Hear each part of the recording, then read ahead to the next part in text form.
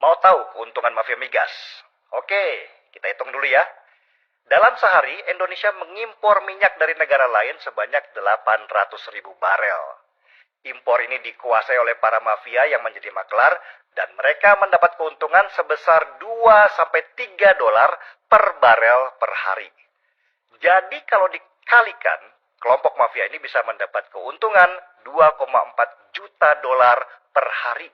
Atau kalau dirupiahkan dengan asumsi 1 dolar sama dengan 14.000 rupiah, maka si mafia mendapat untung tanpa harus kerja keras sebesar 33,6 miliar rupiah per hari, saudara-saudara.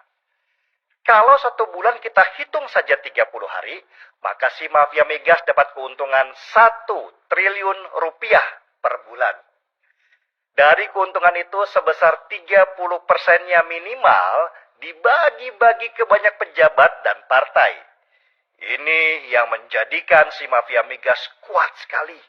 Siapapun yang mau menghancurkan mereka akan dihancurkan dulu dengan lobi-lobi politik.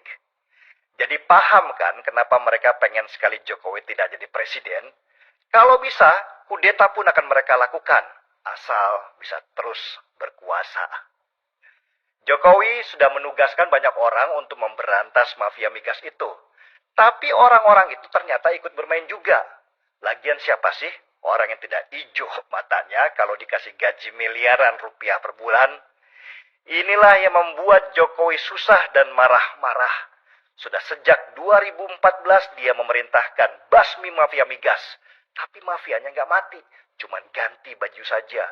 Jokowi tidak mudah melawan sistem yang sudah dibangun si mafia bertahun-tahun lamanya. Salah satu mafia migas yang sudah berhasil dibasmi adalah Petral.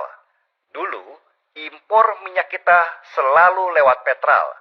Sesudah dibubarkan, mafianya malah menyebar dan terbagi dalam beberapa kelompok yang sama kuatnya. Dan percaya atau tidak, orangnya ya itu saja. Itulah kenapa kita tidak pernah berhasil membangun kilang pengolahan minyak di negeri ini. Kalau kilang sudah berhasil dibangun, maka impor minyak pasti akan turun.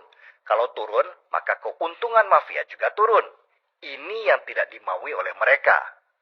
Karena itu mereka melakukan banyak hal, mulai dari menyuap para pejabat supaya izin pembangunan kilang tidak keluar, sampai menakut-nakuti negara produsen yang mau investasi kilang di sini supaya jangan pernah mau jadi antek Jokowi. Selain itu, para mafia juga merencanakan kudeta seandainya Jokowi terpilih jadi presiden lagi. Dan kita lihat, percobaan kudeta pasca pemilu 2019 lalu itu ada campur tangan dan dana dari para mafia migas dengan mengerahkan para kadrun-kadrun yang budiman untuk demo besar-besaran. Kalau bisa bikin chaos supaya Jokowi bisa diturunkan paksa. Sejak awal Jokowi tahu itu, tapi dia harus bermain cantik supaya nasibnya tidak seperti Gus Dur yang diturunkan di tengah jalan.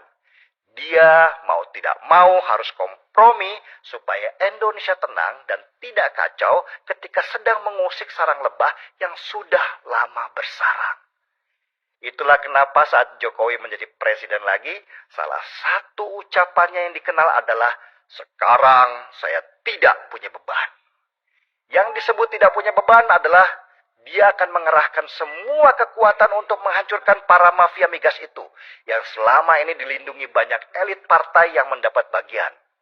Salah satu panglima perang yang dia siapkan adalah Basuki Cahayapurnama atau Ahok. Jokowi sudah kenal Ahok sejak lama dan tahu kinerjanya. Masuknya Ahok di Komisaris Utama Pertamina adalah perintah Jokowi. Ahok tidak dijadikan menteri, juga tidak dijadikan direktur.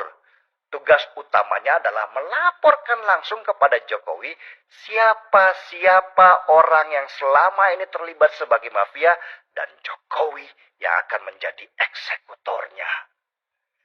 Pertanyaannya, mampukah Ahok menjadi panglima perangnya Jokowi? Kita lihat jawabannya nanti. Dia sedang bekerja sekarang.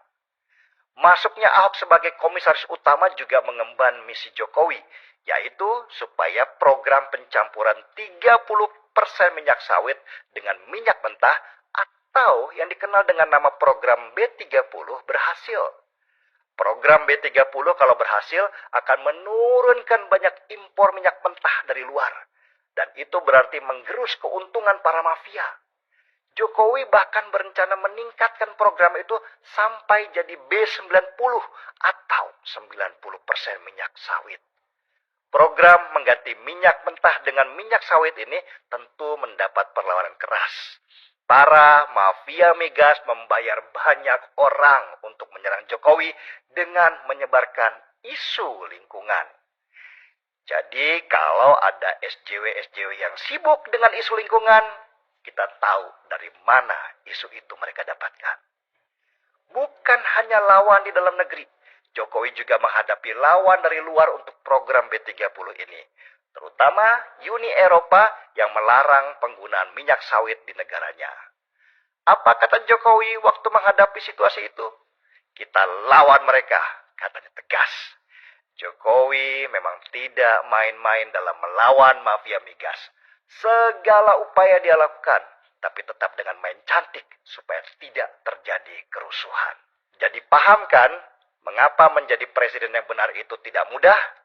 Harus ada skala prioritas dalam menentukan siapa lawan terkuat. Karena kalau musuh terlalu banyak dalam satu kesempatan, Jokowi bisa jatuh berdebam. Jokowi berpacu dengan waktu karena ada indikasi kalau para mafia migas mundur sejenak untuk mengatur kekuatan. Dan kekuatan mereka nanti ada di Pilpres 2024. Mereka sedang mengatur siapa calon presiden berikutnya yang akan merusak semua pekerjaan Jokowi sekarang dan menjadikan mereka berkuasa lagi. Saya tahu siapa calon presiden yang sedang dipersiapkan. Anda juga pasti tahu, yaitu dia yang sedang mempersiapkan narasi pribumi dan seiman. Markibong, mari kita bongkar semuanya. Kebetulan saya sedang di Selandia Baru, di Christchurch. Saya tidak punya kopi untuk diseruput, terpaksa seruput